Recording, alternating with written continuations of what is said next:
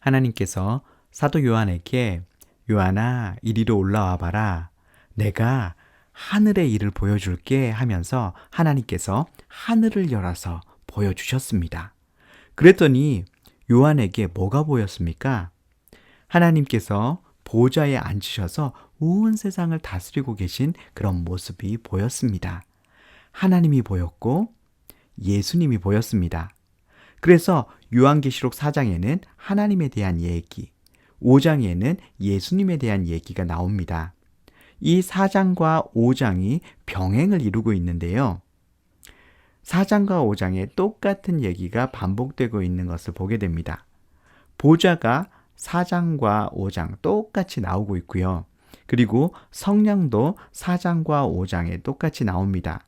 4장 5절에 하나님의 7영이 나오고요.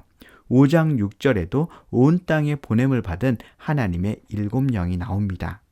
성령을 7영이라고 표현을 했는데요. 7이 완전수이기 때문에 완전하신 성령님을 말하는 것입니다. 그 다음에 내생물과 24장로가 4장과 5장에 똑같이 나옵니다.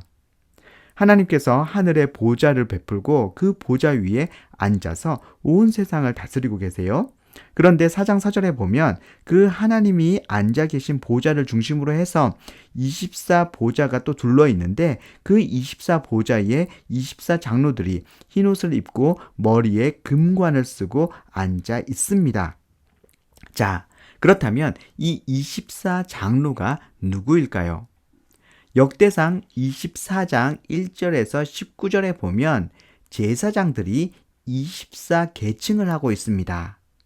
그러니까 24장로는 제사장의 역할을 하고 있다라고 하는 것을 우리가 짐작해 볼 수 있고요. 그리고 그들을 봤더니 머리에 금관을 쓰고 있습니다. 그리고 보좌에 앉아 있어요. 이것을 통해서 이 24장로가 왕적인 지위를 갖고 있다라고 하는 것을 우리가 짐작할 수가 있겠습니다. 하나님과 예수님 외에 왕적인 지위를 가지고 있으면서 제사장의 역할을 하는 존재가 누구죠? 바로 하나님의 백성입니다.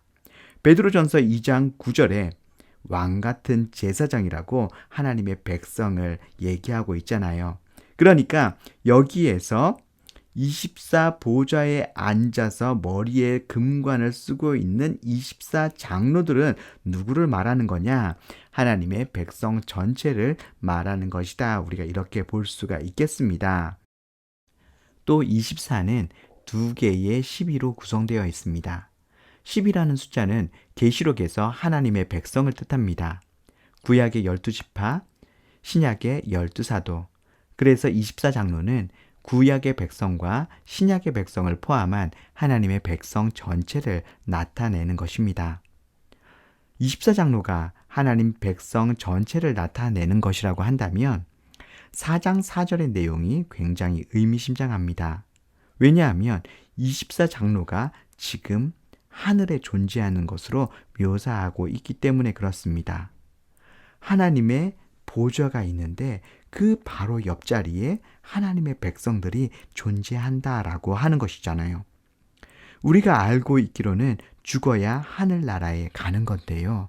그런데 예수님 믿고 있는 우리들의 그 존재가 어디에 있냐 하면 바로 하나님 보좌 옆에 하늘에 그렇게 있다라고 하는 것입니다. 그리고 4장 6절과 5장 6절에 나오는 보좌 주위에 있는 네 생물은 또 뭘까요? 4장 7절에 보면 첫째는 사자 같고 둘째는 송아지 같고 셋째는 사람 같고 넷째는 독수리 같습니다. 이것은 에스겔 1장 10절의 네 생물을 연상케 하고요. 그리고 이것은 10장 8절과 10장 19절부터 22절에 보면 그룹들과 동일한 것들입니다. 에스겔 1장과 에스겔 10장에서 보여주고 있는 것처럼 사람, 사자, 독수리, 소는 각 영역에서 가장 대표적인 피조물들입니다. 그래서 이 네 생물들은 천사들의 집단일 뿐만 아니라 피조물의 대표자들인 것입니다. 이것은 모든 피조물이 하나님을 예배하고 경배하게 되는 새 창조를 암시하는 거거든요. 그런데 이미 하늘에서 이 새 창조가 이루어져 있다라고 하는 것입니다. 그러니까 24장로가 상징하는 모든 하나님의 백성과 내 생물이 상징하는 모든 피조물이 이미 하늘에 존재하면서 마지막 날에 받아 누릴 그 축복, 종말론적인 축복을 받아 누리면서 하나님께 영광과 존귀와 감사를 드리고 있다라고 하는 것이죠. 이 병행 구조에서 강조되는 부분은 어느 부분이냐 하면 맨 마지막에 나오는 부분입니다. 그러니까 4장에서 강조되고 있는 부분은 4장 11절이 되고요. 5장에서 강조되고 있는 부분은 5장 13절이 됩니다. 4장에 하나님이 창조주로서 모든 만물을 지으시고 모든 만물이 주의 뜻대로 있습니다. 5장의 예수님은요, 구속주로서 만물을 구원하시고 구속하시고 재창조하시고 새롭게 하셔서 모든 피조물이 예수님을 찬양하는 거죠. 그러니까 지금 요한계시록을 처음 받아 읽는 7교회의 성도들, 그 원독자들은요, 지금 이 땅에서 박해받고 굉장히 고난당하고 있습니다. 지금 내가 박해받고 고난받고 있는 이게 이해가 되지 않습니다. 하나님이 살아계신다면 이럴 수 있는가? 하나님이 안 계시는 것 같고 하나님이 나를 위해서 아무 일도 안 하고 계신 것 같은데, 그런데 지금 4장과 5장에서 말하고 있는 것은 뭐냐 하면 실상은 하나님께서 그분의 온전하신 뜻대로 다스리고 계신다고 하는 것입니다. 예수님께서 이 땅을 구원하고 계시고 완벽하게 재창조하고 계시고 새롭게 하고 계신다라고 하는 것입니다. 그러니까 지금 나의 이 고난도 완벽한 하나님의 그 완전한 다스림 가운데 있다라고 하는 것이고 하나님의 완전한 그 섭리 가운데 있다라고 하는 것입니다. 지금 내가 당하는 고난이 이해는 되지 않지만 이것을 통해서 하나님의 온전한 뜻이 이루어지고 있다라고 하는 것이죠. 물론 이 고난, 이 박해가 하나님이 보내신 것은 아닙니다.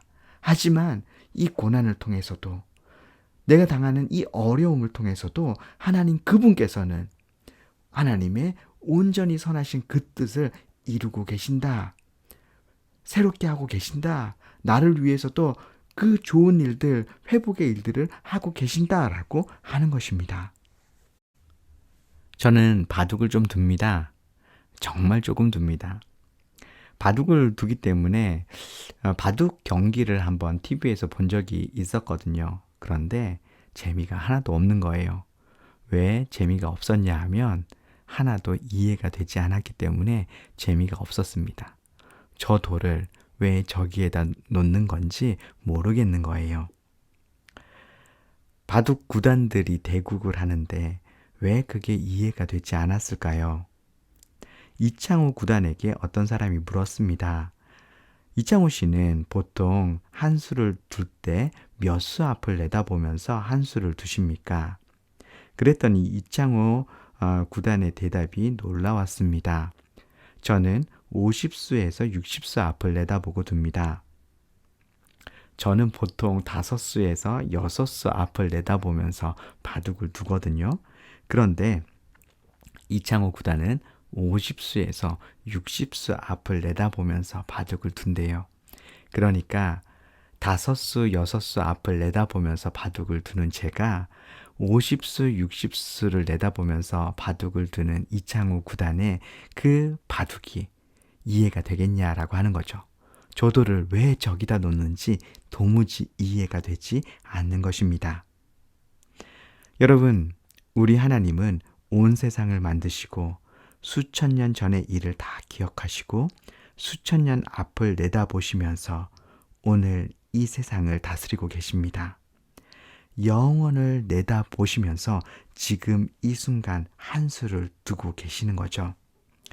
그런데 내일 일도 모르는 우리가 이렇게 영원 전부터 영원 후까지 바라보시면서 내 인생에 한 수를 두시는 그 하나님의 그 한 수가 이해가 되겠냐라고 하는 겁니다.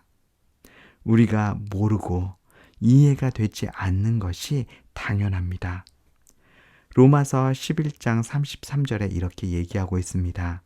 깊도다 하나님의 지혜와 지식의 풍성함이여 그의 판단은 헤아리지 못할 것이며 그의 길은 찾지 못할 것이로다. 전도서 11장 5절에는요. 바람의 길이 어떠함과 아이 벤 자의 태에서 뼈가 어떻게 자라는지를 내가 알지 못함 같이 만사를 성취하시는 하나님의 일을 내가 알지 못하느니라. 우리는 이 하나님의 일을 알지 못합니다. 우리가 어떻게 하나님의 일을 다 알 수 있겠습니까? 이해되지 않는 것이 당연합니다. 단지 우리는 믿을 뿐이죠.